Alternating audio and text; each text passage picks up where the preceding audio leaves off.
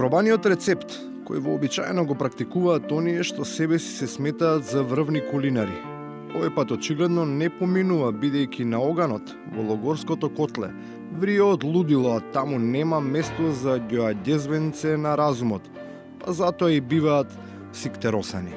Ние сме спремни таму да идеме на едно кафенце, да седнеме другарски расположени, пријателски, да се соединиме. Социјалдемократскиот сојуз ги проценува граѓаните и врши подкуп и врбување на гласачи со огромни количини на кафе. Јас со моите пријатели таму можам да пијам кафе, а таму не. Затоа што таму има други барања, за други прашања, а јас тука сум за поддршка. Нашите информации говорат дека Социјалдемократскиот сојуз од позната фирма веќе има нарачано цели 12.000 килограми кафе. Дали кој ги дупи, што му прави, то нешто се прави. Ама ќе се испита. На сличен начин поминува и класичниот фол на кој наседна неизбрифираните домобрани.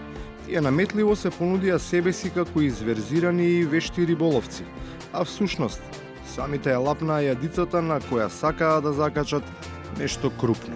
Во моментов и во Македонија опозицијата и нејзините надворешни ментори ни приредуваат еден од чиновите на украинската драма. Се поставуваат шаторите, а потоа веројатно следи некој македонски кличко.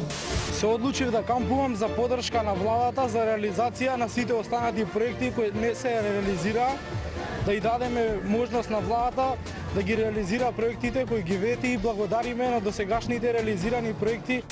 Тој ќе биде само пионот кој треба да одигра некаква клучна улога во оваа добро испланирана и долго подготвувана балканска премиера. Целта на кампувањето е градоначалникот Зоран Заев да се даде оставка и ќе останеме се дека исто не го стори.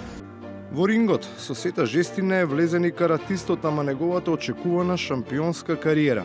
Наместо кон зенитот, со невидена брзина се движи кон залезот. Дистанцата на рутата која се минува на патот од звездите до трњата е сепак прекратка. Никогаш Социјалдемократскиот сојуз и немал економска програма. И кога еден убав сончев ден би дошле на власта, повторно све ќе биде исто. Нема пари, крати работни места. Впрочем, ако историски погледаме, најголемите отпуштања на работници ги има извршено токму ВМРО ДПМН и директно со подписот на тогашниот министер за финансии, господинот Никола Груевски, во февруари месец 2002 година, со ФЕСАЛ 2 аранжманот со кој што 34.450 работници останаа без работи. Тој ракопис кој стои за сите крупни проекти за Македонија им дава издржани аргументи на измислените аналитичари, кои со помош на медиумската полтронерија си градат тезички со лоцирање на сиот стремеш и на сета концентрација на моќ на сосема неточна адреса. Груевски во својот говор постојано ја акцентираше волјата на граѓаните и силата на народ. Знам дека е начичкано, ама со грди згради е начичкано, тоа ми е проблема. Сакам да го разумам просто.